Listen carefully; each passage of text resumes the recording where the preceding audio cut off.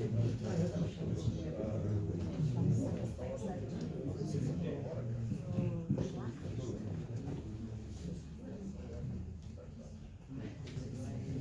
noite a todos. Gostaria de pedir a gentileza de tomarem seus lugares para que possamos dar início ao nosso evento, por favor.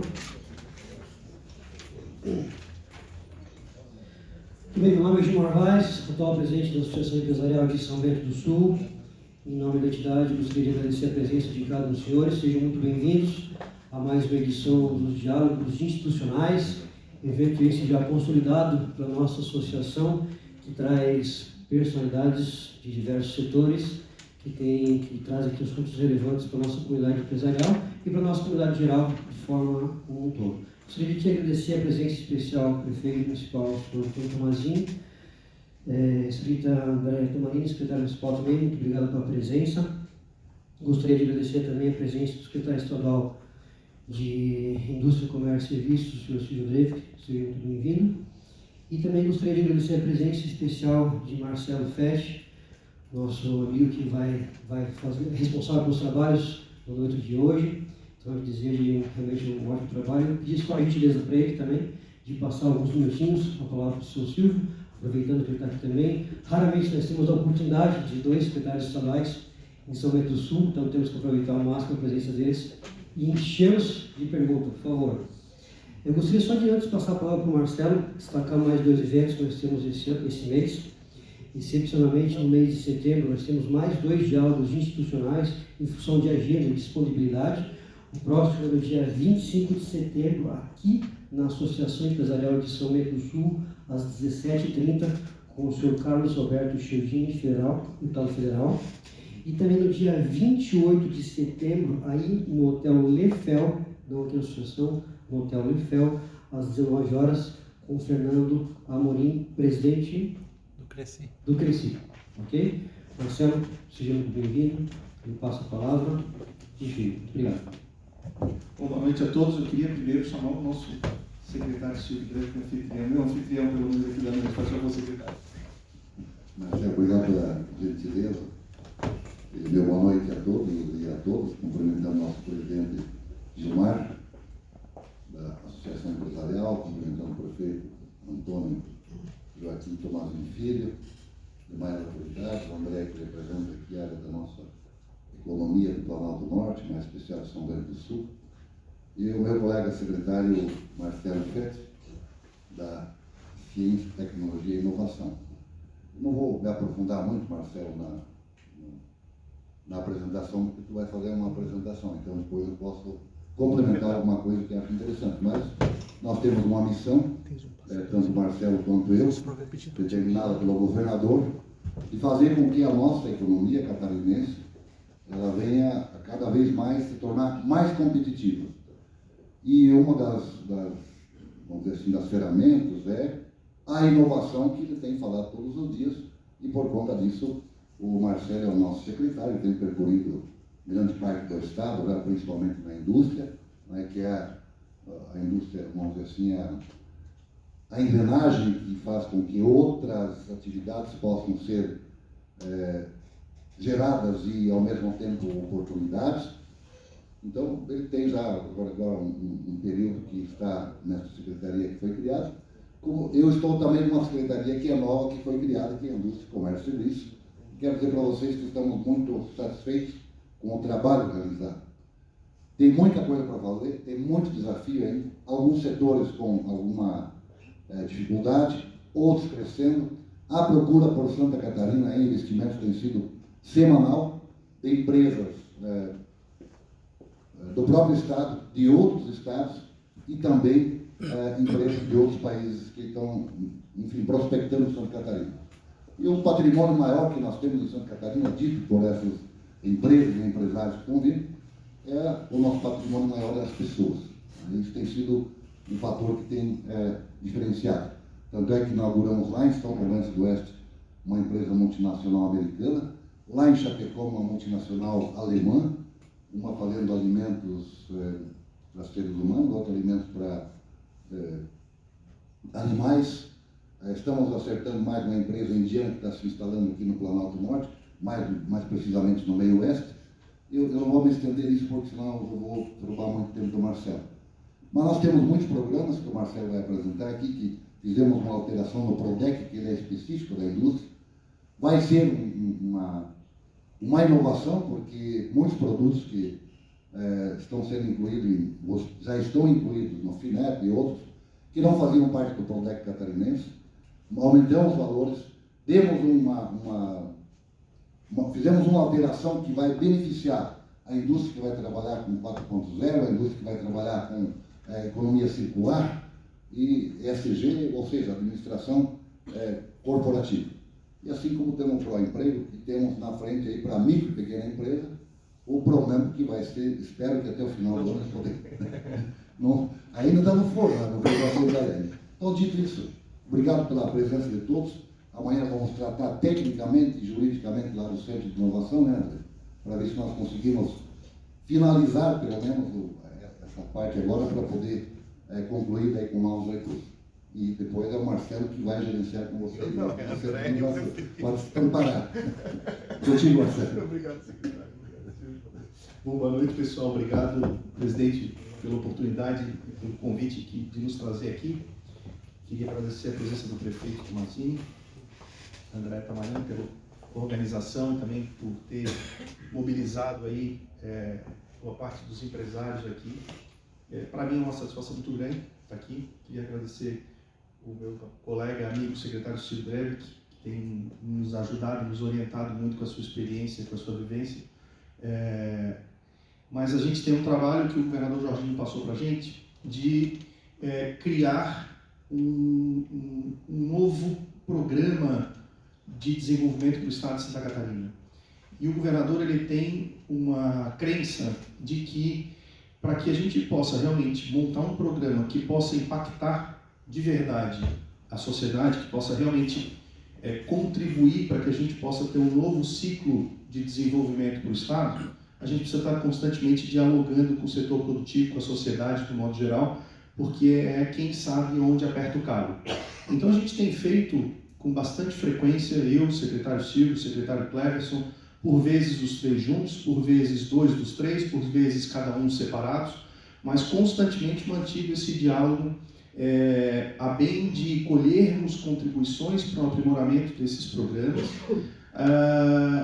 para que a gente possa realmente ter um plano que não seja simplesmente mais uma lei, que não seja simplesmente mais um programa e que não gere realmente impacto na vida daquelas pessoas que geram riqueza, que geram oportunidade para a sociedade.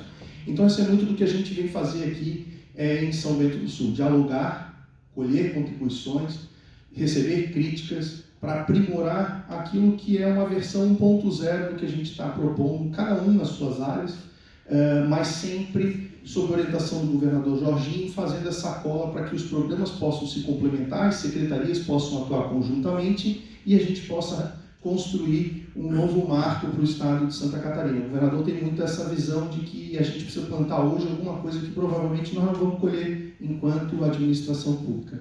Então é muito disso que a gente vem fazer aqui. Bom, eu trago aqui um pouco do que a gente vem fazendo no âmbito da Secretaria de Ciência, Tecnologia e Inovação, uma secretaria nova que foi criada com a reforma, tal qual a Secretaria de Indústria, Comércio e Serviços do secretário Silvio. O desafio é grande de a gente começar uma secretaria do zero, né, Silvio? É completamente diferente você pegar uma secretaria que já está andando, quase como se montar uma empresa, porque até o CNPJ a gente tem que tirar, então isso te toma um trabalho muito grande. Mas a gente tem procurado se superar, porque, como diz o governador, Santa Catarina tem pressa. E aí o que a gente traz aqui é um pouco do que a gente está fazendo, algumas reflexões, com o intuito justamente de co-criar com vocês um plano que possa aprimorar e possa melhorar o ambiente de negócio para vocês, que são quem realmente gera riqueza.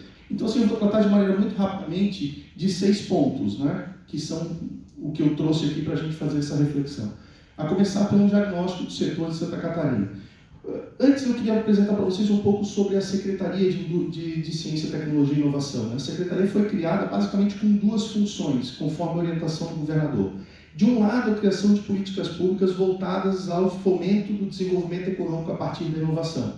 Quais são as políticas públicas que podem contribuir com a reinvenção da economia de Santa Catarina a partir da inovação? E aí a gente tem um conjunto de ações articuladas em 7 frentes que eu vou depois detalhar para vocês. O objetivo principal dessa dessa linha de atuação da secretaria é aumentar a produtividade, consequentemente aumentar a competitividade. De quem? Do setor produtivo, da economia como um todo.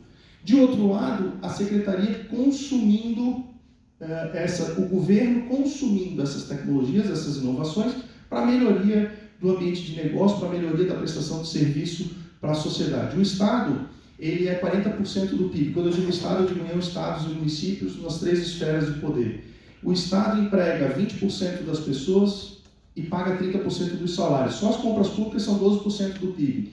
Então, o Estado, além de ter a capacidade de gerar mercado, gerar demanda, por ser um grande consumidor, ele tem essa prerrogativa de usar essa tecnologia para melhorar a prestação do serviço público. A nossa crença é que quando a gente une essas duas áreas de atuação, a gente melhora o ambiente de negócio por desburocratizar, por simplificar processos, por melhorar a prestação de serviço do Estado para o contribuinte, para o cidadão, e com melhorando o ambiente de negócio a gente gera mais desenvolvimento. Então, esse aqui é o funcionamento da Secretaria de Ciência e Tecnologia. Bom, feito isso, vou passar para a análise do setor em Santa Catarina. Isso aqui é um gráfico que mostra a evolução do número de pessoas trabalhando só no setor de tecnologia no estado de Santa Catarina. Então a gente sai de nada, lá na década de 60, para alguma coisa como 70 mil pessoas trabalhando entre quem trabalha no setor de tecnologia, mas não é da área de tecnologia, e aquelas pessoas que trabalham e que são da área de tecnologia.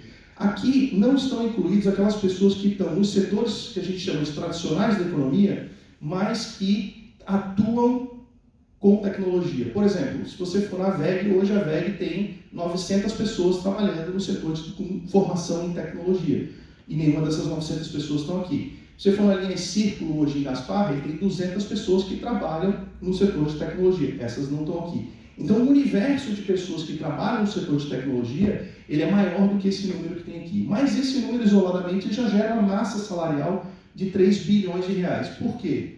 Porque o setor de tecnologia, ou quem atua na área de tecnologia, recebe, em média, 2,5 vezes mais do que a média da remuneração do trabalhador brasileiro.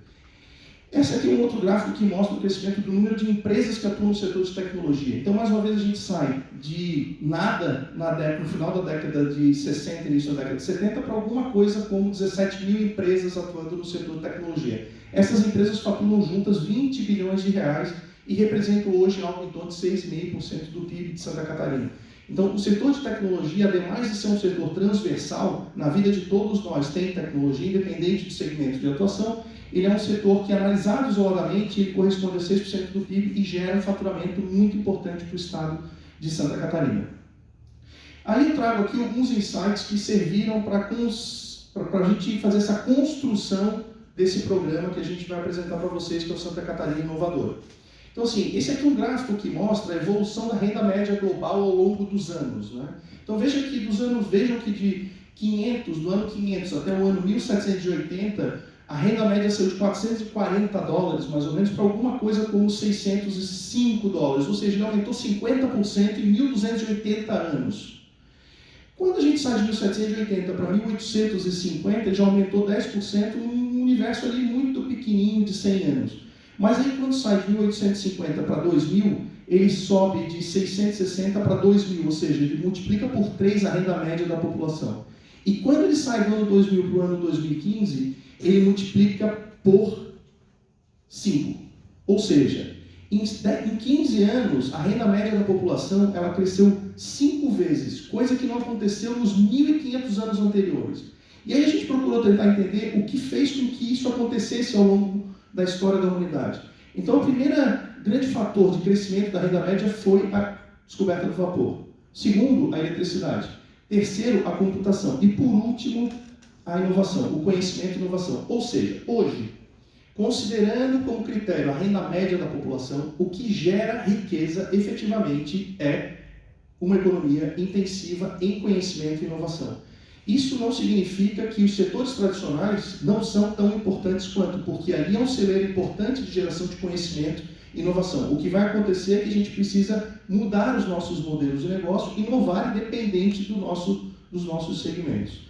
Aqui eu trago uma pesquisa que foi feita pela Endeavor, contratada pelo Sebrae, para entender qual que é a grande dificuldade das empresas dos setores tradicionais, quais são os grandes entraves para o crescimento.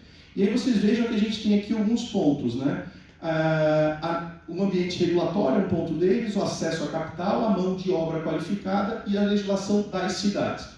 Qual que é o objetivo desses insights que a gente está trazendo? É lá na frente construir um programa que minimamente possa impactar o setor produtivo, melhorando o ambiente de negócio. Feito isso, a gente passou por uma análise da dificuldade de inovar. Então, partindo do pressuposto de que hoje o que gera riqueza é uma economia intensiva em conhecimento e inovação, quais são as dificuldades que a indústria e que os setores tradicionais encontram para inovar? E, mais uma vez, a gente se atenta com os principais: falta de pessoal qualificado, escassez de fontes de financiamento e o elevado custo de inovação do modo geral. Essa é uma pesquisa que foi também contratada pelo Sebrae. Aí aqui, os benefícios obtidos com um aumento, com um investimento em inovação, volto a dizer, esses aqui são dados dos setores tradicionais. Então, o principal benefício, aumento da produtividade. 72% das pessoas que foram entrevistadas apontam que quem investiu em inovação aumentou a sua produtividade. Isso é um dado bastante relevante.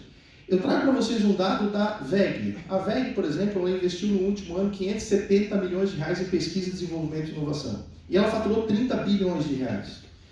Quando você pega lá os 30 bilhões de reais, 15 bilhões de reais, portanto 50%, vieram de produtos que foram decorrentes da pesquisa, desenvolvimento e inovação dela nos últimos 3 anos. Ou seja, ela investiu 1,5 bilhão e faturou 15 bilhões de reais por investir em pesquisa, desenvolvimento e inovação.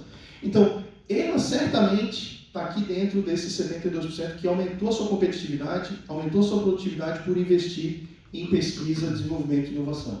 Essa aqui é um outro dado que eu trago que foi bem relevante na construção do programa. É uma pesquisa da Confederação Nacional da Indústria, que foi uma entrevista com 196 médias e grandes empresas industriais e de serviços. E elas apontam o seguinte: das empresas que inovaram, menos de 10% conseguiram financiamento público. Ou seja, 90% daquilo que foi financiado de pesquisa, desenvolvimento e inovação no Brasil, nas indústrias, vieram de fontes privadas. Não foi o governo que de alguma forma deu. Não houve financiamento. Porém, 57% dos investimentos vão para despesa de pessoal. E 73% investiram apesar de não ter financiamento. Então, o que é interessante disso aqui? É que se eu invisto em inovação, o primeiro efeito direto no caixa de uma prefeitura, no caixa do governo do estado, é o aumento da renda das pessoas. Por quê? Porque investimento em inovação vai direto para a folha de pagamento, porque é intensivo em mão de obra o desenvolvimento em pesquisa, desenvolvimento e inovação. Aqui um outro dado bastante interessante sobre o mercado de trabalho. Então, isso é uma pesquisa que a Dell contratou, que aponta o seguinte: 85% das profissões de 2030 elas ainda não existem. Isso significa que as profissões vão acabar? Não, elas vão mudar. Elas vão ser diferentes e a gente precisa estar preparado para isso.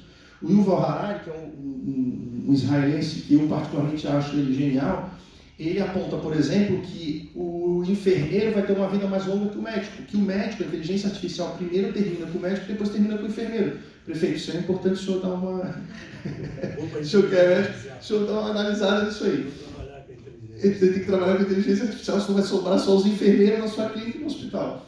Enfim, mas é importante a gente estar preparado, porque mesmo dentro das nossas empresas, mesmo dentro das indústrias, o fato é que o trabalho, o emprego vai mudar. E isso também foi relevante para a construção do nosso programa. Mas aqui tem a gente começa com alguns dados que a gente levantou, que são os principais para a definição do eixo fundamental do programa que a gente está chamando, que vocês vão conhecer mais na frente, chamado Santa Catarina Inovadora, que é a questão da produtividade. Esse aqui é um ranking de produtividade do mundo. Então, eu peguei, obviamente, os 10 primeiros países e colocamos ali o Brasil. Veja que o Brasil ocupa a honrosa 57ª colocação. E se a gente for analisar isoladamente o número, a gente está muito abaixo da maioria das nações desenvolvidas. E isso é um problema. E aí, quando a gente começa a segmentar e entender o que é essa tal dessa produtividade, a gente entrou dentro do Observatório da Federação das Indústrias para ver o seguinte: olha, como é que a produtividade dos segmentos, dos principais segmentos do estado de Santa Catarina, industrial e serviço. Eu trouxe alguns aqui para vocês. O que esse gráfico apresenta? Ele apresenta os principais produtores e ele apresenta ali pequenininho Santa Catarina. O que importa nesse gráfico sobre Santa Catarina é aquele amarelinho que tem ali, porque aquele ali é o que mede a produtividade. Quanto de dólar cada trabalhador brasileiro em cada um desses setores e cada trabalhador catarinense gera de riqueza. Então veja que no setor de alimentos e bebidas, que teoricamente nós somos, né, referência, que a gente é o berço da agroindústria mais desenvolvida do país. Veja que quando a gente pega lá, por exemplo, os Estados Unidos, a produtividade é infinitamente maior do que Santa Catarina. A gente está no menor quadrante, enquanto os Estados Unidos está beirando o maior quadrante. Quando a gente passa para o setor automotivo, por exemplo, que a gente também tem um setor metal-mecânico importante, a gente tem aqui a fábrica da BMW, enfim, a gente tem a fábrica da GM, a gente tem um monte... Então, a cadeia automotiva que perpassa o conhecimento da maioria das pessoas, veja que Santa Catarina também está ali no último quadrantezinho.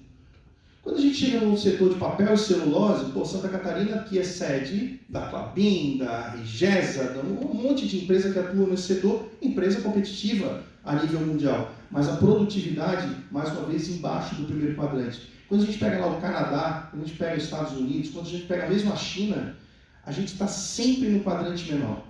Quando a gente pega o setor cerâmico, né, eu acho que mais da metade da produção cerâmica, principalmente da cerâmica de qualidade, daquela de mais alto valor agregado produzida em Santa Catarina, mais uma vez a gente fica no último quadrante. Quando a gente pega, por exemplo, Coreia do Sul, que poucas pessoas sabem que tem uma base de indústria cerâmica relevante, a produtividade dela está lá em cima. Né? Quando a gente pega o setor têxtil, o têxtil é chocante, porque aqui a gente também é o segundo maior produtor têxtil do Brasil. A produtividade de Santa Catarina sai pela primeira vez do último quadrante, mas ainda assim ela fica muito embaixo da maioria dos líderes mundiais.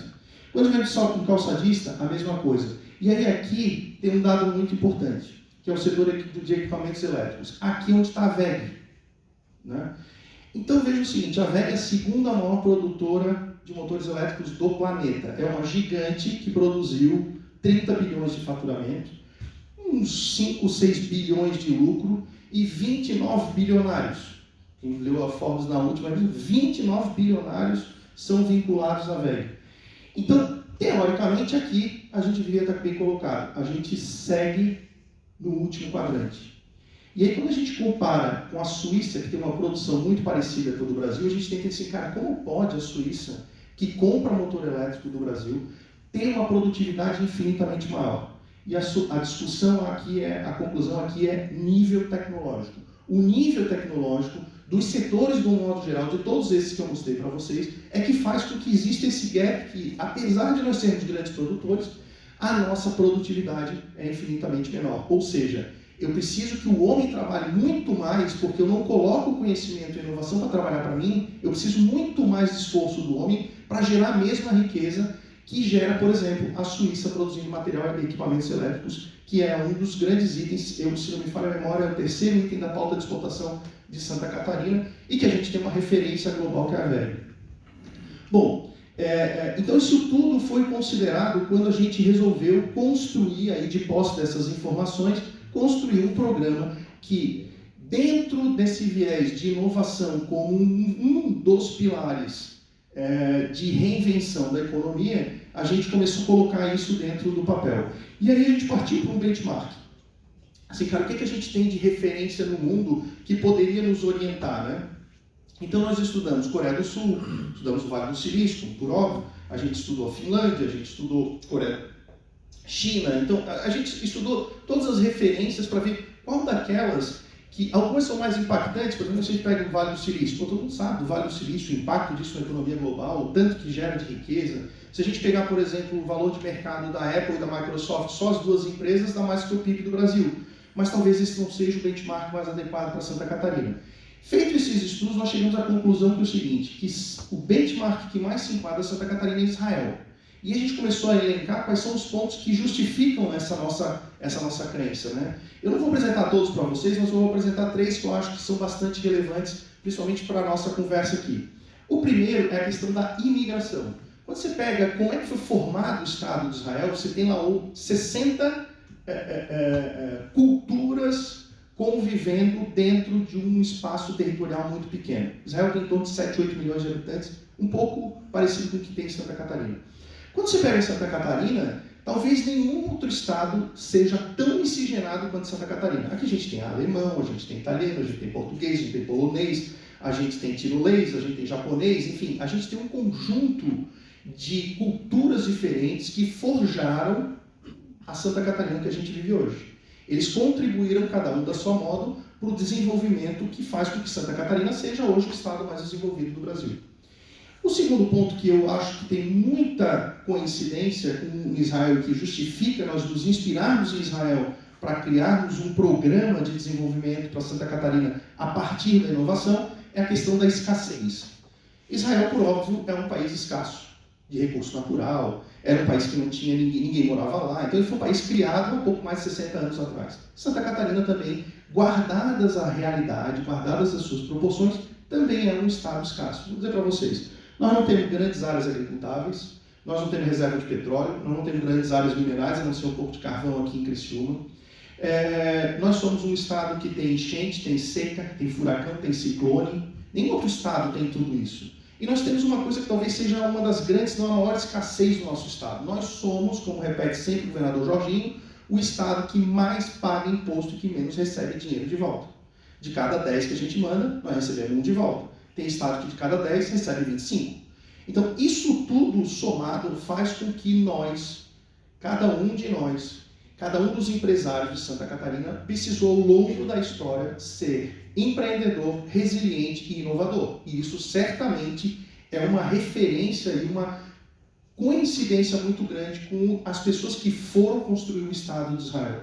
Santa Catarina não foi forjada do jeito que ela foi forjada à toa. Alguns fatores influenciaram diretamente. E isso também influenciou na formação da base econômica que a gente tem hoje em Santa Catarina. E o terceiro ponto que eu chamo a atenção para vocês é o foco no fator crítico de produção. Isso aqui é mais ou menos o que eu expliquei, para tangibilizar isso para vocês, eu daria novamente o exemplo da VEG. Ela investiu 1,5 bi para faturar 15. Por quê? Porque ela focou naquilo que é o fator crítico de produção. Israel, quando iniciou a estratégia de construção da base econômica dela, também focou no fator crítico de produção. Isso, involuntariamente, todos os empresários, ou boa parte dos empresários catarinenses fazem. Prova disso é que, apesar de só 10% ter tido financiamento, como apresentou aquela pesquisa da CNI, 73% dos empresários investiram em inovação. E eles investiram em fator crítico de produção, principalmente quando a gente vê Santa Catarina, que faz com que, apesar da nossa produtividade ser pequena, nós estamos sempre mais bem colocados do que a média da base econômica do Brasil. Então, esses são 3 dos pontos que eu poderia elencar para vocês, que fazem com que nós nos inspirássemos na estratégia de criação de um ecossistema, de uma política pública voltada ao desenvolvimento econômico a partir da inovação. E aí a gente traz aqui alguns dados para dizer como está Santa Catarina hoje e como é Israel. Quando a gente se compara com o Brasil, a gente está sempre muito bem colocado. Vou dar um exemplo para vocês. A gente é o estado que tem a maior densidade de startups por habitante do Brasil. Só que quando a gente compara os 13,20 startups para cada 100 mil habitantes com Israel, que tem 60 startups por habitante, a gente vê que a gente tem uma distância muito grande. O nosso objetivo aqui, seguindo o propósito do governador, é levantar a régua. Não vamos nos comparar com os nossos estados co-irmão, vamos nos comparar com aquilo que é referência. Quando a gente pega, por exemplo, a participação no PIB do setor de tecnologia de 6,10%, Israel tem 15%. E há um reflexo entre o percentual que vem de uma economia intensiva em conhecimento, inovação e tecnologia e o IDH. Tem uma pesquisa que a CAT contratou, a Associação Catarinense das Empresas de Tecnologia, que mostra o aumento do número de startups e o aumento do IDH de algumas cidades. Por exemplo, Florianópolis. Na medida em que o número de startups cresce, prefeito, o IDH da cidade vai crescendo igual.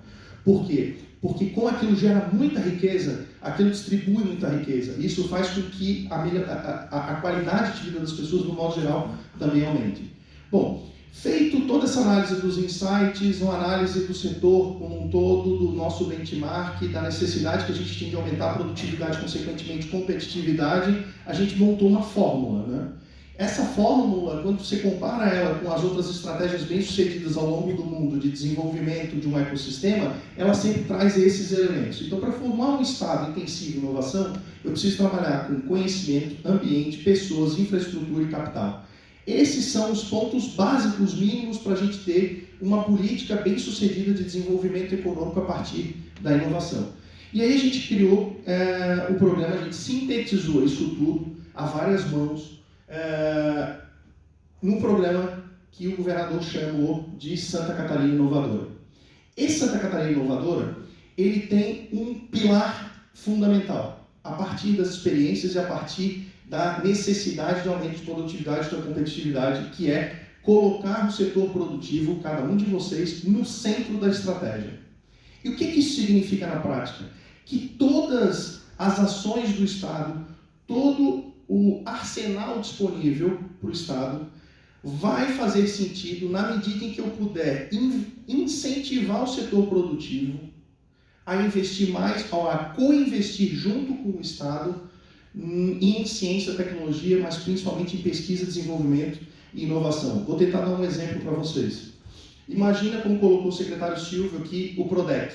O PRODEC é um programa de incentivo econômico, que depois a gente vai detalhar um pouco mais para vocês, para aqueles que não conhecem, e que ele basicamente financia investimentos nas empresas a partir da postergação do ICMS. E quais são os investimentos que ele incentiva? Basicamente infraestrutura, máquinas, equipamentos e obra civil.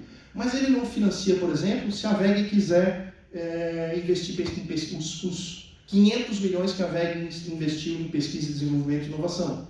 Ele não financia, por exemplo, a formação de capital humano, que todas as pesquisas que a gente tem acesso apontam como um dos grandes gargalos ao aumento da produtividade e da competitividade.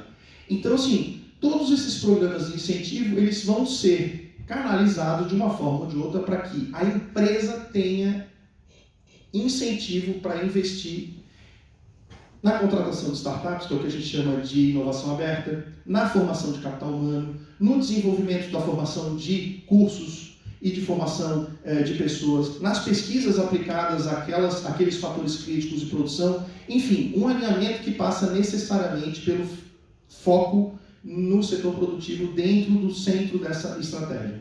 De todas as reuniões que a gente tem tido com vários empresários de vários segmentos, de vários tamanhos, a gente traz sempre aqui o exemplo da VEG, porque é uma marca que todo mundo conhece, mas nós já tivemos, eu, o secretário Silvio, o secretário Cleverson, já tivemos na Intelbras, como eu disse para vocês, isoladamente ou em conjunto, né? Na Intelbras, na Pamplona, na BMW, na Tupi, na Docol, em todas as empresas que a gente teve e que a gente continua visitando. Amanhã a gente tem mais uma rodada de conversas com vários empresários aqui na cidade.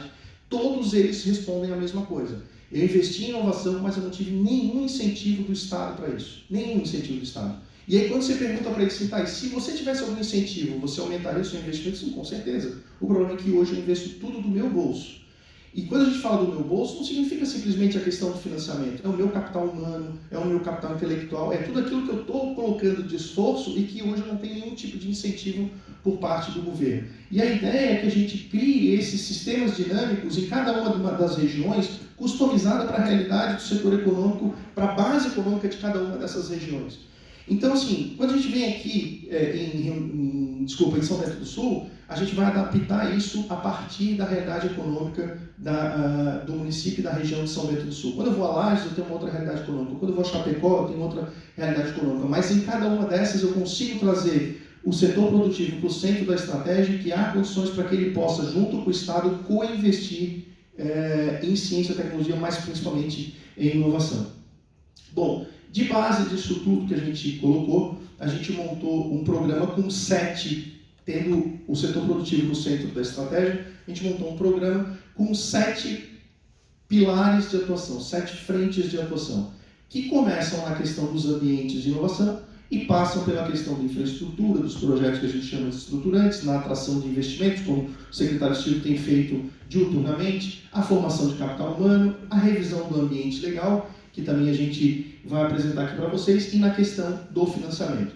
Eu vou me ater aqui, para não tomar muito tempo de vocês, a alguns pontos que eu acho que fazem mais sentido dentro dessa plateia que está aqui reunida. Primeira questão dos ambientes de inovação. A gente esteve hoje com a secretária André, com o prefeito Mazini, vendo a questão do centro de inovação, que está há 10 anos parado. O governador Jorginho, ele incumbiu a equipe dele, o secretário Silvio, eu, o secretário Cleves, todas as pessoas que estão envolvidas nisso, de alguma forma, viabilizar esses centros de inovação que estão parados, alguns há 10 anos, 9 anos, para ser mais preciso, e aqueles outros que ele deseja para levar de 15 para 21 centros de inovação, 21 polos de inovação dentro do estado de Santa Catarina. Mas não é só a construção de prédio, né? A gente tem um desafio de construção de prédio, mas a gente tem um desafio também de ativação desse ecossistema. que passa por fomento, que passa por criação de uma cultura inovadora, que passa pela articulação da quadrihélice, tão bem feita aqui pela secretária Andréa, mas que em outras regiões não é tão madura como a gente tem aqui em São Bento. Enfim, um conjunto de ações que a gente precisa identificar quais são as relevantes, customizar para cada uma das regiões, estabelecer quais são as metas que a gente quer atingir e quais são as métricas que a gente vai utilizar para medir o atingimento dessas metas, para que a gente possa desenhar melhor e estar corrigindo constantemente essa política pública. Tem a questão da infraestrutura, né? Quando você vai, por exemplo, de Florianópolis até Lages, para não dizer que a gente vai até, a gente vai, né, de Secretário Silvio, até São Miguel do Oeste, 60% do caminho não pega internet.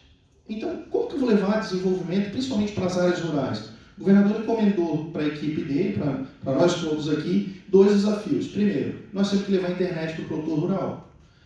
A internet tem que chegar no campo. E um outro, nós temos que fazer com que o 5G realmente se torne uma realidade naquilo que ele pode efetivamente impactar. O leilão do 5G, poucas pessoas analisaram, mas ele foi muito mal feito. Ele estabelece uma meta para você levar o 5G para um X número de cidades, mas ele não diz qual percentual daquela cidade tem que ser atingida. Então, se eu levo um cabo e boto 5G na entrada de São Bento, eu atingi a meta, mesmo que a cidade inteira de São Bento não tenha 5G.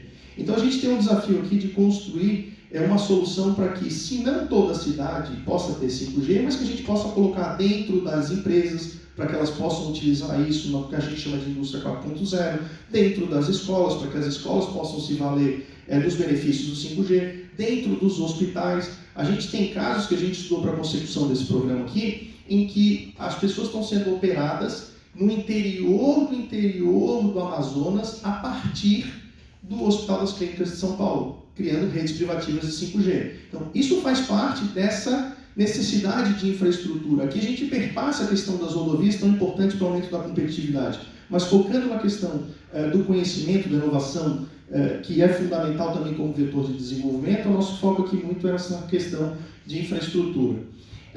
Eu vou passar direto para a questão do financiamento, porque eu acho que isso também é um item que pode interessar muito a vocês. Então, quando você pega... a gente começou a fazer um levantamento para fazer esse programa que não está concluído ainda, mas que a gente está em fase avançada de construção. Quando você pega lá fontes, a gente começou a pegar o seguinte: quais são as fontes que existem de financiamento para investimento em inovação? Aí você começa a pegar lá quais são as fontes, né? Você tem lá a BNDES, que todo mundo conhece, você tem lá a FINEP, que boa parte das pessoas conhece, você tem Brapi, que algumas pessoas conhecem, mas depois você começa a botar outras fontes disponíveis, 60, 70, 80, 90, 99% das pessoas não conhecem. FUST, FNDE, FGTS, Fundo Clima, Banco Mundial, CARF, COF. Então, tem um P&D Anel. Alguém aqui já ouviu falar numa fonte de financiamento chamada P&D Anel? E se eu disser para vocês que P&D Anel é um recurso que tu podes investir, por exemplo, em vários itens de melhoria de eficiência energética, de nova matriz energética da tua empresa, e que ele não custa absolutamente nada. Ele é não reembolsável. Ninguém sabe disso. Toda empresa que é geradora, transmissora ou distribuidora de energia tem que investir 2,5% da receita corrente líquida em pesquisa, desenvolvimento e inovação voltadas ao setor elétrico e eficiência energética. Ninguém sabe disso. Se eu pegar 2,5% da receita corrente líquida da Celesc, dá alguma coisa como 120 milhões de reais por ano. Se eu somar Celesc, EDP, CPFE, Elisa, CETEP, as transmissoras, as PCH, que tem uns montes aqui, esse número vai passar de 500 milhões de recurso que está disponível, que cada um de nós pode acessar aqui e que a gente acaba não acessando por absoluto desconhecimento. Quem tem conhecimento vai lá e acessa. A VEG, por exemplo, pegou 18 milhões de reais esse ano. Recurso não reembolsável. A VEG está errada? Eu disse, não, está certa. Ela foi lá, investiu, foi atrás e acessou o recurso. Eu estava com a dona Irene Pamplona em Rio do Sul e a gente começou a discutir sobre essa questão do P&D Anel. Assim, eu tenho o máximo interesse, eu quero trocar todos os motores elétricos aqui da minha empresa, eu vou reduzir minha conta de energia em 50%, 60%. Mas são coisas que não existem. Então a gente levantou todas essas fontes disponíveis de financiamento e colocamos numa coluna. Daí a gente começou a levantar quais são os agentes financeiros necessários para acessar esses recursos. Então a gente tem lá os óbvios, né? BRDE, BADESC, a Secretaria de Indústria e Comércio por meio do PRODEC, a gente tem a Secretaria da Fazenda por meio de outros mecanismos, a gente tem os bancos de fomento, enfim, a gente tem um conjunto de agentes financeiros que operacionalizam essas diferentes fontes de financiamento. E a gente descobriu o seguinte, que para acessar boa parte desses recursos eu preciso de algumas garantias. Então a gente começou a elencar quais são os fundos garantidores que já existem que estão em operação. Então a gente tem o FGI do BNDES, o FAMP do Sebrae. Alguém conhece o FAMP do Sebrae? E se eu disser que os FAMP do Sebrae garante até 90%, até 80% da tua operação de crédito? Ninguém sabe disso, né? E a gente tem o próprio fundo de aval que já foi criado e que nunca foi efetivado, que é isso que a gente tem discutido diuturnamente aqui, junto com o secretário Silvio, com o secretário Cleves, com o secretário Edgar do Planejamento. Então, quando eu junto essas informações todas, quando eu sobreponho as fontes disponíveis de financiamento com os agentes financeiros disponíveis, com os fundos garantidores que já estão disponíveis e que o Estado está aportando, nós nem analisamos todas as fontes de financiamento e nós já chegamos num conjunto de financiamentos viáveis para investimentos de 2,8 bilhões de reais. 2,8 bilhões de reais. Aí, quanto custa isso? De nada, porque são nesses casos desses fundos não reembolsáveis, de nada até 18% ao ano. Mas 18% ao ano é caro. Só que no meio do caminho eu tenho um monte de opções de financiamento que são 2,5% ao ano, mais TR, dá 3,5% ao ano. Vai ter gente, presidente Gilmar, que vai querer pegar esse recurso para trocar cheque de posto de gasolina, porque é tão barato que o cara vai fazer esse tipo, ainda que isso não possa, mas como o brasileiro é ultra criativo, é capaz de fazer esse tipo de coisa. Aí o prazo, eu tenho operações que o prazo vão de 12 meses de carência, eu estou falando geral, né, de todas essas 20 linhas de financiamento. Eu tenho prazos que vão de 12 meses de carência até 6 anos, é isso? Sim. 8 anos de carência. Então, são coisas que a maioria das pessoas não sabe. Qual que é o desafio que a gente está colocando aqui dentro do governo do Estado e que é esse pilar aqui do PAG? O desafio que a gente tem aqui é o seguinte, é colocar isso dentro de uma forma que todo mundo possa acessar. E que você não precise saber se esse dinheiro vem do P&D da ANEEL, do FUS, do FNDEL, da FINEP.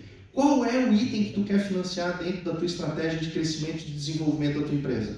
Se eu colocar isso dentro de uma plataforma em que eu tenha uma esteira que, independente de onde eu vá buscar, eu vá sempre no mesmo lugar e que tu tenhas lá ao final de uma tarde, dizendo o seguinte, olha, eu consigo te liberar 100 mil reais a 2,5% mais TR com 12 meses de carência e 48 meses para pagar.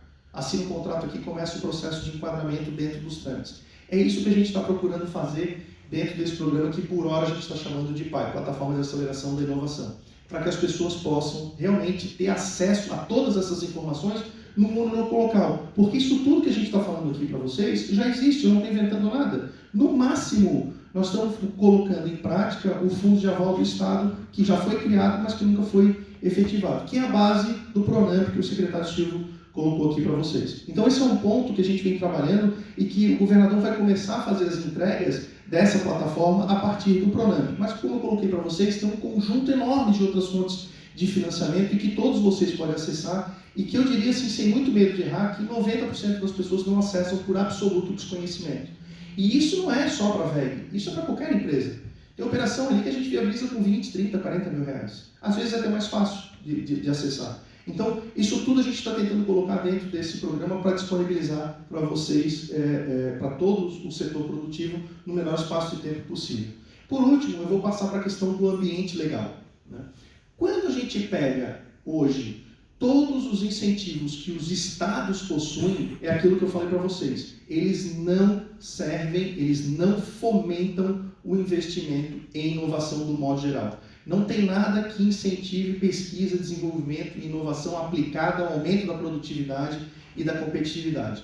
E aí a gente iniciou um processo de análise desses programas para ver como que a gente consegue adequar eles para que as empresas possam efetivamente ter mais um instrumento de fomento dos seus investimentos em inovação para que a gente possa realmente criar um novo ciclo de desenvolvimento. E o primeiro é o PRODEC, que a gente está chamando de ESGI. Eu queria convidar o secretário Silvio para falar para vocês o trabalho, porque o PRODEC ESGI é um programa da Secretaria de Indústria e Comércio, capitaneado pelo secretário Silvio, com a equipe que tem feito um trabalho incansável de revisão desses itens e do qual a gente vem humildemente participando no tocante à questão da inovação, que é um ponto que eu acho que é fundamental. Isso é um trabalho que a gente tem feito também com o secretário Cleves, com o secretário Edgar, enfim, a bem de a gente construir um programa sobre a liderança do secretário Silvio. Então, secretário, se puder aqui dá um complemento para nós aí do que a gente está planejando, acho que seria bacana. Bom, sobrou para mim liberar o dinheiro, né? Sobrou para mim liberar o dinheiro. Da bela apresentação do Marcelo, que tem conhecimento profundo. Bom, o nosso Prodec, como eu estava falando no início, ele foi criado lá nos anos 80 e ele passou por esses anos sem atualização. E num diálogo que nós tivemos com o secretário Marcelo, ele deu algumas ideias e outras ideias também da nossa equipe, mas principalmente a de inovação que veio da parte dele. E aí o Anderson também contribuiu naquela da SG, que foi maravilhosa. O que nós fizemos? Nós temos uma lei que está há 30 anos e não foi atualizada, não acompanhou o avanço tecnológico, não acompanhou a inovação, é preciso rever. E foi interessante, porque depois de compilar, né, esse novo texto da lei, nós levamos na FACISC, na Fiesc. E o que foi incluído? Exatamente para fomentar a inovação. Então, eu posso utilizar do Prodec, que vai ter um prazo de carência de 4 anos e meio, mas que hoje, basicamente, 48 no máximo, acho. mais 5 anos de fracionamento. Nós estamos falando até para 180 meses. Por quê? Para incentivar a empresa que vai investir em três pontos. Ou seja, 4G, circulação, né, que aproveita a empresa circular, que aproveita o seu produto do início até o final, dando o destino dele corretamente, e a prática do ESG. Com isso, aumenta o prazo de fracionamento, aumenta o valor, e além disso, nós vamos, evidentemente, colocar mais recursos para essas empresas que certamente vamos ser mais competitivos. Então, são algumas das alterações que nós fizemos e que devem entrar, eu imagino que daqui uns 30 dias deve estar pronto. Né? Falta de meio nosso, não é? Não, dedicação total. Mas tudo que você vai mexer em lei sempre tem que ter um pouco de paciência. De tal sorte que, aliado a isso, como eu falei no início, para a micro e a pequena empresa, e a média empresa, mas principalmente a micro e a pequena, aí novamente o Marcelo colaborou com essa, vamos dizer, com essa ação de convencer o governador de incluir a micro e pequena empresa para fazer parte do Pronamp, que hoje nós temos o Pronamp nacional, que foi até cria do próprio governador, mas o Pronamp catarinense ele tem um Pronamp mãe, e que daí vai ter o Pronamp da inovação, que é juros subsidiados, com 12 meses de carência, 48 de pagamento, o Pronamp que é da mulher, que o governador quer juros zero, né? E o Pronamp geral, que também vai ter um subsídio na ordem de 40%. Então, isso, se tudo der certo, a injeção de recursos no ano deve chegar a R$500 bilhão. No entanto, nós temos alguns desafios. Não é só colocar o dinheiro, nós temos que dar condições para quem vai tomar esse dinheiro, para fazer uma boa gestão dele, no seu gerenciamento financeiro, no seu marketing, para que ele possa ter retorno, porque uma hora ele vai ter que pagar, né? Apesar de ter um juro bem barato, né? Mas vai ter que pagar. E outro aspecto que eu acredito que o Estado vai se tornar mais competitivo, principalmente com as políticas que o Marcelo acabou de colocar para nós. Essa semana nós tivemos um debate interessante, uma empresa que quer investir em energia eólica, aproximadamente R$1 bilhão. Nunca Celeste, enfim. Mas precisamos também ter uma participação do Estado. O Estado compra energia no mercado livre. Aí, quando estava avançando, eu disse, olha, nós estamos recebendo empresas toda semana, locais, do Estado e de fora, mas nós encontramos um gargalo. Santa Catarina não tem energia de qualidade, ou seja, não tem energia suficiente. Aí a resposta que a Celeste Pneus, nós temos energia de sobra. Bom, então alguma coisa está errada. O que falta? Não tem linha de transmissão, e não tem transformador. Há quantos anos que a Celesc não investiu nisso? Então, hoje, o próprio governador tomou a decisão de fazer investimentos, aportando recursos do Estado, claro que são pontuais ainda, para não perder essas empresas que estão em Santa Catarina e querem ampliar, e outros que querem vir para Santa Catarina. Então, são algumas coisas que eu penso que nós vamos, certamente, tornar Santa Catarina cada vez mais competitivo por conta de vários, como eu disse no início, patrimônio humano, aí você vai na educação, agora com esse convênio que o Estado fez, que o governador fez com a Fiesc, através do Senai, para fazer formação técnica no ensino médio nas escolas públicas.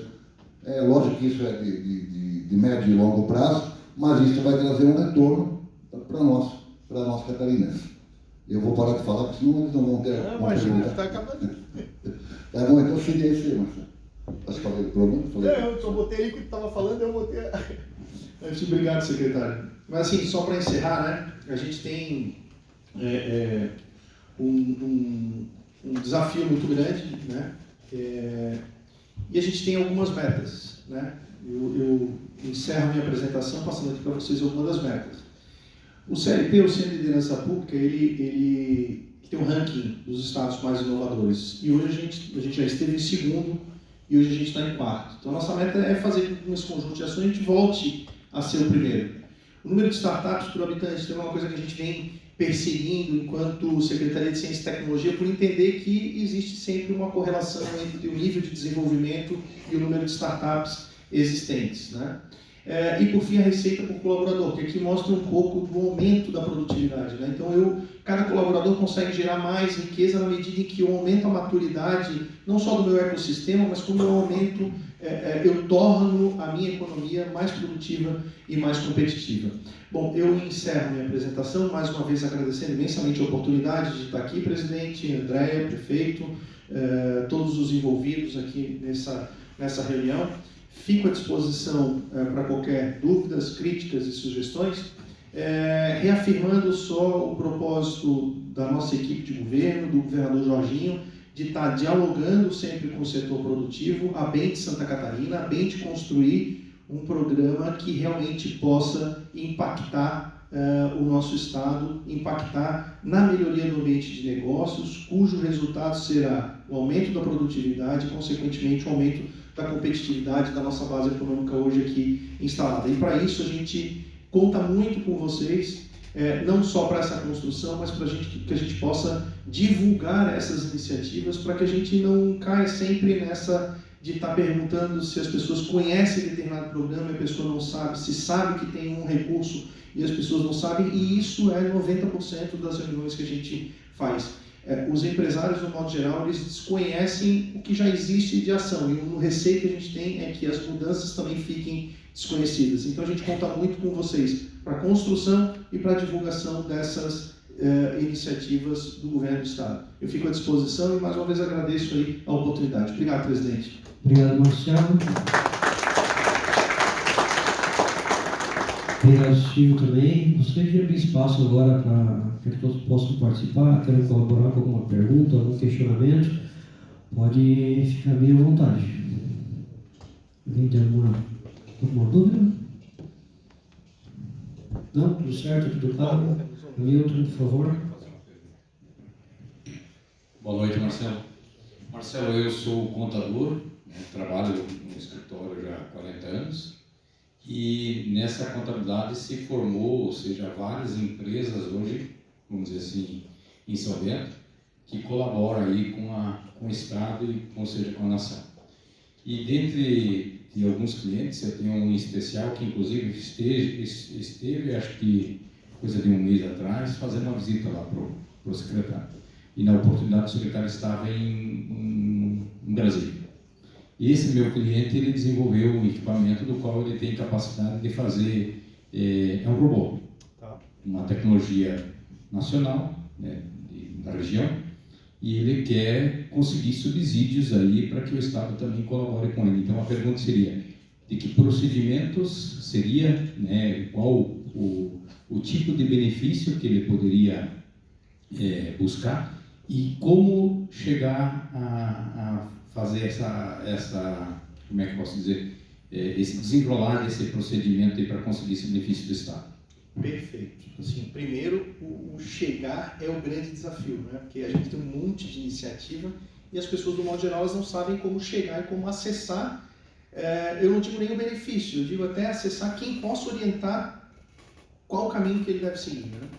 Então, assim, é fundamental que a gente possa sentar com ele, entender exatamente qual que é a necessidade dele, porque a partir da necessidade dele a gente tem diferentes remédios. Então, o que assim, eu não gosto muito de falar, porque parece assim, né, prefeito, que a gente está dando um diagnóstico sem ter feito uma tomografia, então precisaria ter uma tomografia para poder dizer qual é o remédio que a pessoa tem a partir do diagnóstico dela.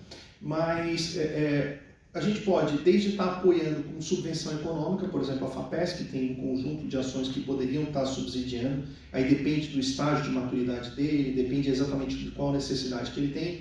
A gente pode estar trabalhando a abertura de mercado para ele, porque de repente ele está num estágio do negócio dele que ele precisa de abertura de mercado, ou que eventualmente a abertura de mercado junto com uma subvenção econômica pode resolver o estágio de desenvolvimento do projeto dele, ou do produto dele, ou da empresa dele. A gente pode estar viabilizando essas questões de financiamento. Então, a gente precisa entender exatamente qual que é o estágio que ele está, qual que é o modelo, qual que é a necessidade, para a gente poder efetivamente apresentar dentro desse leque de opções aqui quais são a melhor ou conjunto de remédios que possam ajudá-lo a subsidiar. A gente está com a equipe aqui, então o Luiz, a Maiana, o Murilo, o Duda, a gente está todo mundo aqui à disposição. Se a gente puder iniciar um contato aí, provavelmente eu estava em Brasília quando da questão da reforma tributária, provavelmente. Grande chance que sim.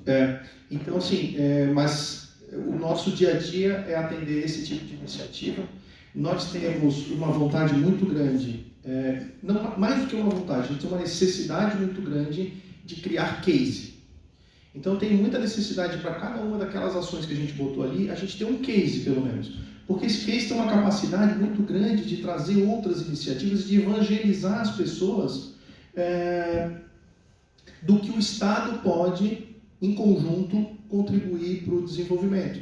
Então, assim, a gente quer muito fazer case, entendeu? Para a gente até mostrar para as pessoas qual que é a importância de uma Secretaria de Ciência e Tecnologia. Esse é um grande desafio que a gente tem, que eu não falo de uma plateia qualificada como a de vocês aqui, mas, do modo geral, a gente precisa mostrar para a sociedade qual que é o impacto que a inovação pode gerar na vida de cada uma delas. O governador fala sempre que vai ter valido a pena investir em uma Secretaria de Ciência, Tecnologia e Inovação no momento em que uma vida for salva por uma iniciativa inovadora desenvolvida a partir do fomento que foi dado pela Secretaria.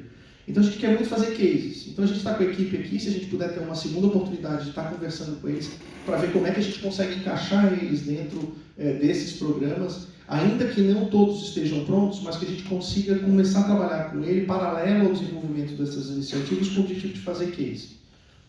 Não sei se eu te respondi, mas é que realmente não tem uma resposta muito efetiva. A gente precisava entender melhor e a gente se coloca à disposição para isso.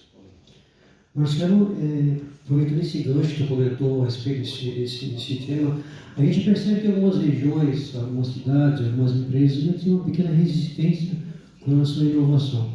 Vocês possivelmente têm dados em forma disso aí.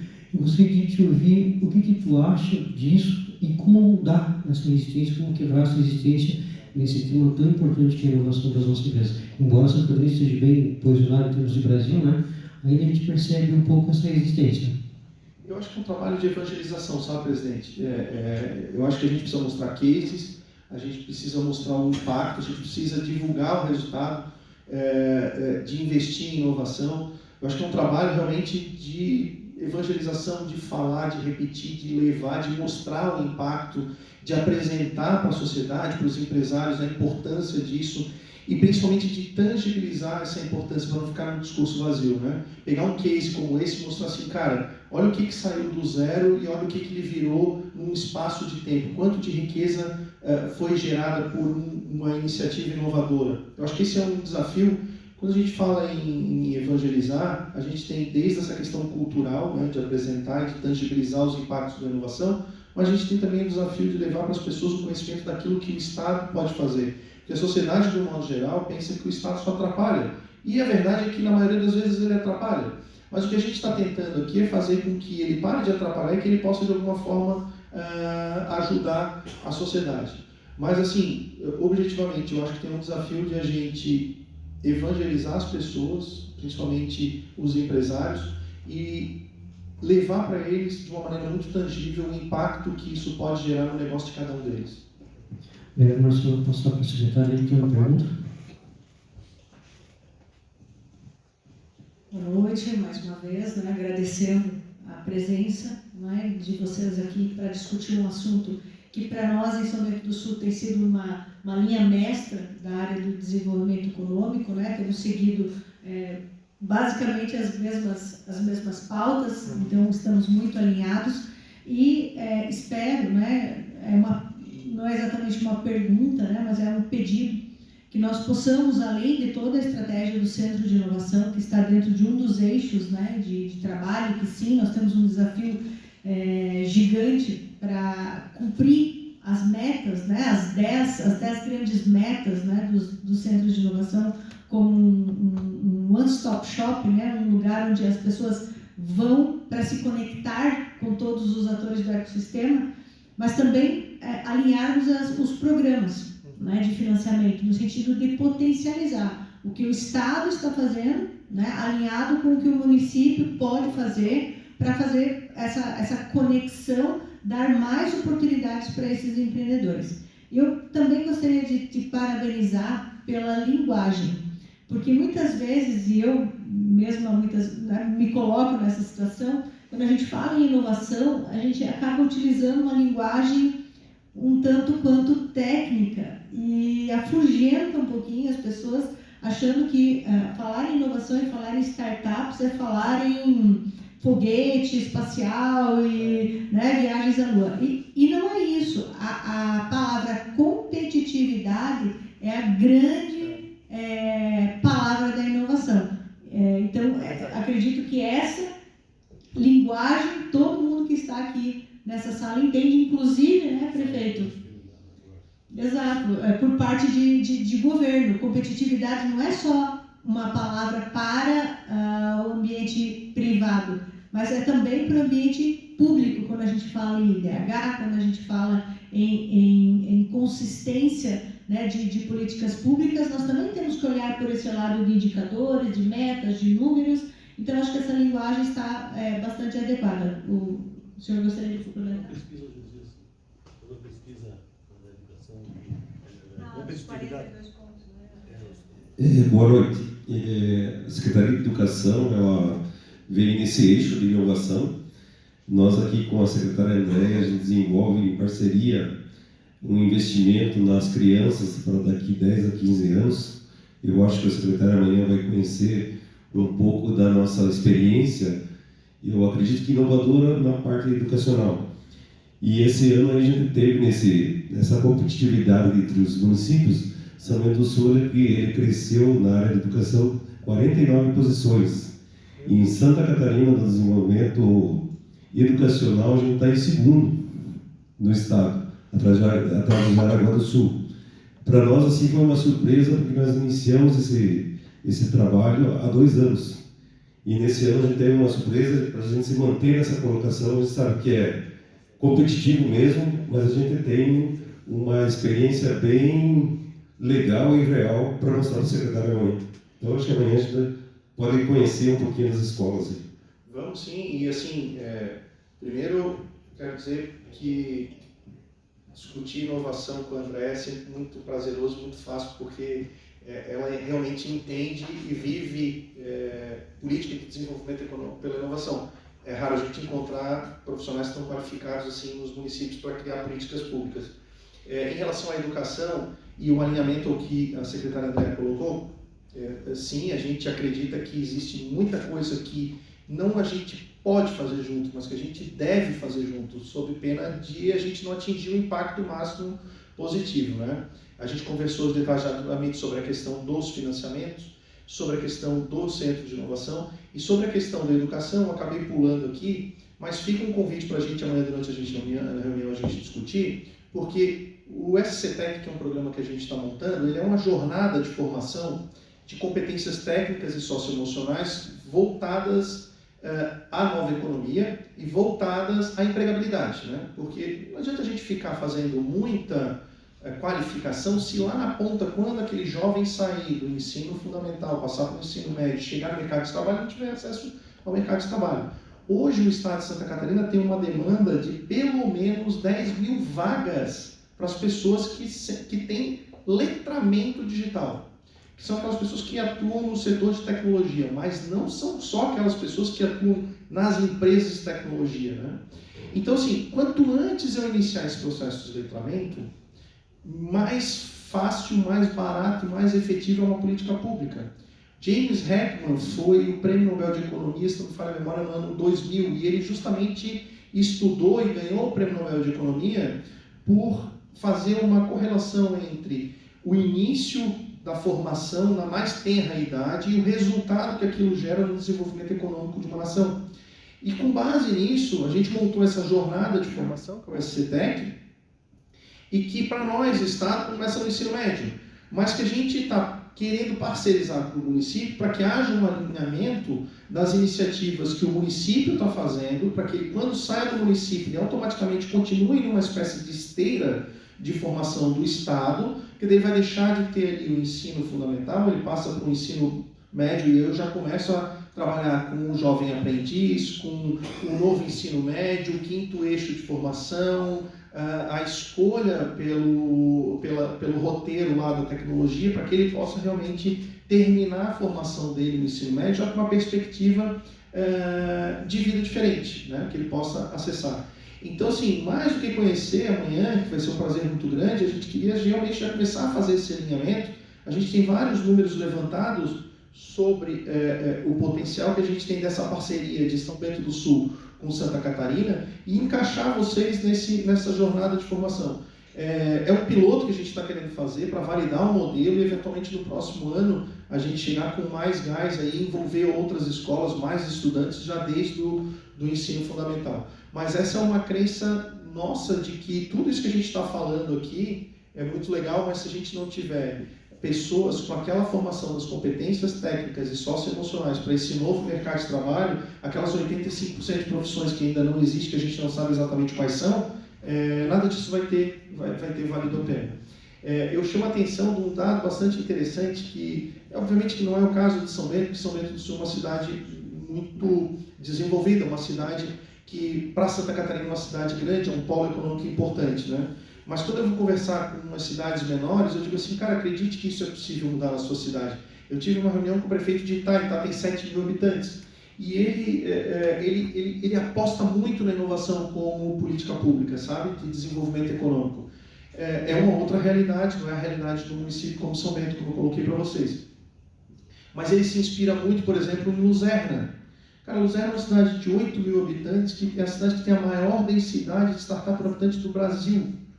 Quem não teve a oportunidade de conhecer lá a incubadora deles, cara, é um passeio que vale super a pena, porque eles pegaram um mosteiro antigo e transformaram aquilo numa incubadora, e lá tem 35 empresas incubadas, cara, é um processo fantástico. E ele começou justamente quando ele começou a mudar a estratégia de educação, e lá no ensino fundamental ele começou na robótica, eletrônica, mecatrônica, enfim. É uma realidade de 10 anos atrás, talvez precisasse ser atualizado. O secretário Moisés, que é nosso colega de secretário, que era o prefeito na época. Mas, enfim, a gente acredita muito que, unindo esforços nessa jornada de formação, a gente vai ter muito sucesso. Daí fica amanhã já também um pedido da gente ter a oportunidade de te apresentar esse programa aí. Obrigado, secretário. Obrigado, Marcelo. Mais alguma contribuição? Alguma pergunta, alguma dúvida? Marcelo, em nome da Associação Empresarial de São Bento do Sul, eu te agradeço a tua presença aqui nessa noite de hoje, a tua disponibilidade. Agradeço de forma especial também a Andréia, que articulou esse nosso encontro aqui. Graças a ela que a gente conseguiu realizar. Agradeço a presença do Sr. Silvio também, sempre muito atuante na nossa região aqui. E deixo as portas da Associação Empresarial de São Bento do Sul abertas, para que nós possamos ter com mais frequência esses encontros para tratar desse tema tão importante que é a inovação para a nossa cidade. Obrigado, presidente. Pessoal, palmas, por favor. Fica de pausa, obrigado.